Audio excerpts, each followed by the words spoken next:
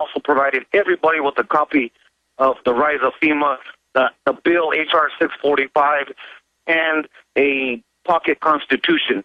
If they had any questions, they certainly could ask me. Everybody sat there shocked as to the corruption and the fusion centers that's in every city and or in every state in the United States. The policemen in our family were shocked even more so than anybody. You know why police get so shocked watching my films and reports? Because they know it's all true because they've got pieces of it, but we're compartmentalized. When we give them a film like that, it's a briefing. They know all the pieces are true, and they get chills because I've talked to them, and they go, whoa, now it makes perfect sense. It didn't make sense before because they're given a systems analysis from the top level. See, we've just re-engineered and reverse-engineered what they're really up to, and so we're basically here. This breaks it all down. Exactly, and I gave everybody a copy. I gave the policemen in the family extra copies to take to their cronies, you know, here in town or wherever they came from. And it was just amazing to see their facial expressions and the unbelievable. It was just awesome to see. And I just wanted to. What parts of Rise of FEMA would particularly will come up? Let me guess. The part where the military admits they're training to confiscate guns in Iowa? Yes. Yes, that and all the executive orders that issued. What's happening on the House floor that gave was it S 1867 that gave the military to end posse comitatus, that give the right to the military to come in and arrest U.S. citizens, veterans or not, for no purpose, for no indefinite detention. But see, your family sounds like they're normal, smart Americans who I would imagine actually saw a lot of stuff and so were real people. And that's why, in a way, it's easy to wake up police and military because they may be brainwashed to a certain extent, but they've actually been in the real world. Who I'm really worried about is just these, and I'm not saying I'm hard and tough myself. I'm pretty soft. But I see these yuppies. They are just helpless. They have no idea. They are so soft. They are so ignorant. And they hear this stuff, and they just giggle. They laugh. It's funny. And they have no idea what the rest of the world's like. They have no idea how hard it is to keep liberty, as Thomas Jefferson said. But that is such a great call. God bless you. Great hearing from you, Gary. Wow. That's what makes it all worth it when I leave so many times and get home at 10 o'clock at night and my children beg me to be home more, and I've tried to be home more some. I miss them so much. Miss my children so much. But every time I look at them, they're so peaceful and innocent. They deserve that I put out my full energy against these globalists and not mince words with you.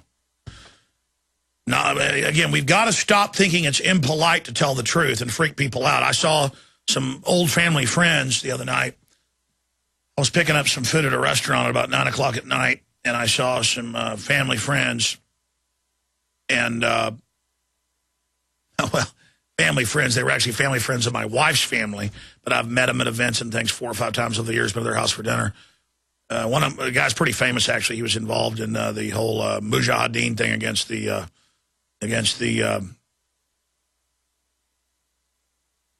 Soviets and all that. And was it Charlie Wilson's War or whatever it is, but side issue. And I'd see them, you know, like 10 years ago, and they'd be like, oh, that's pretty wild stuff you talk about. I saw them about 4 years ago, and they were like, yeah, I'm starting to believe what you're saying is right. This time it's like, oh, we're big fans. You're right. It's all true. Oh, my God, you know about this and that? And, you know, talking about the plan to arrest citizens and all this. People are finally waking up. People are finally waking up. People in government are waking up. People ask, how am I still alive? It's because there are a lot of people in government. I mean, look at Bloomberg had an article about why is Ron Paul getting the majority of donations from federal employees? And the headline was, give this man money so he can fire you. They know there's no America in the end if government isn't cut. There's nothing. It's all going to go bankrupt if it isn't righted. It's like a high-rise building with a fire on 10 stories. And everything's getting destroyed. And if you turn the sprinkler system on, it's going to flood the whole building. But you're going to lose more stuff if you don't turn the sprinkler system on. It's like, don't turn the sprinklers on. That might damage some of the upholstery. It's going to burn out if you don't turn them on, you see. The globalist plan is to implode societies. Pat in New York, you're on the air. Go ahead. Hey, Alex, how you doing? Pretty good, sir. I just wanted to say, man, I really, really do not like John McCain at all right now. Because not only did he draft this NDAA behind our backs, he also insulted where I live. I don't know if you heard that. He said that Long Island is regrettably a part of the United States. I don't know if you heard that. I did hear other people talk about it. What was he saying that in what context? I'm not exactly sure. I just saw snippets in the local news, but I think he was talking to Chuck Schumer, and he said that Long Island is regrettably a part of the United States, and he did like a little snicker. He's like, and it really, it got everybody around here infuriated. Yeah, well, and, regrettably, John McCain is part of the United States. Yeah, exactly, brother, exactly. But, it's just, one point I wanted to make, it's just so insane, like, that there's people in the original colonies of the United States that, are calling for free everything for everybody. This is where the American Revolutionary War was fought, Look, the British government was doing the exact same thing. The money scams, the checkpoints, all of it. And it wasn't like the colonists wanted war. They came to take their guns. They came to take their property. They were killing colonists. And finally people said, well, if you're going to try to kill me anyways, how about you die? It gets to that point. It's like the I Shot the Sheriff song. Sheriff John Brown was coming down the road, pulled his gun to shoot me, so I shot him. There's only so much people can take. Sorry, go ahead. Exactly, and like I said, it's just so crazy that there's so many of these yuppies that you were talking about in the state of New York, and I'm not talking about people like Luke Rudowski, people like Danny Panzella, those are the freedom fighters up here in the Northeast that we need. We need more of these people. But what I'm saying is, there's so many people, there's so many yuppies saying, oh, well, sir, it's a feedback loop. They're jellyfish yuppies with popped collars thinking they're trendy and rich even when they're not, everywhere. And again, all these dramas and shows are designed to make Americans look like scum and then to make our kids with these reality shows think that's how you're supposed to act. You understand? They give us false values. I appreciate your call. Great to hear from you. Let's go ahead and talk to Chris in Florida. Chris, you're on the air. Go ahead. Alex, thank you for your part in our victory almost 2 months ago now on October 4th, 2011, in Pinellas County, Florida, to end the addition of and the county's water quality analysis of the quote-unquote industrial discharge to our water supply. Yeah, that's right. Your county was 700,000 people, and it pulled the deadly nerve agent fluoride out of the water. Absolutely. And, of course, that's under the guise of fluoridation. And I was also very honored and I'm gratified to have also been a part of the effort along with so many concerned citizens, including We Are Change Tampa, who spoke so well addressing and emailing the county commission. So to sustain this reprieve and to help other communities still fighting the water fluoridation, I've compiled all I could find on the seeds has changed that we sowed at the commission meetings before. And, how do folks find that? Do you have a website? WeAreChangeTampa.org. That's WeAreChangeTampa.org. Awesome. Get it duplicated. Solar. Alex Jones here, back live. Is it the final days of the Republic or the beginning of the new Renaissance? That choice is in your hands. The global cockroaches are not all-powerful. They have a all-encompassing police state government, but it's built on sand. Cisco in Virginia, you are on the air. Welcome. Hey, thanks for having me on. First off, I'd like to say to everybody out there, all the patriots listening, you need to speak up. You need to open your mouths. You need to talk to the person standing next to you. You need to open their eyes. But whatever you do, don't climb up on globalist propaganda billboards and spray paint Infowars.com or Down with the New World Order. Do not do things like that.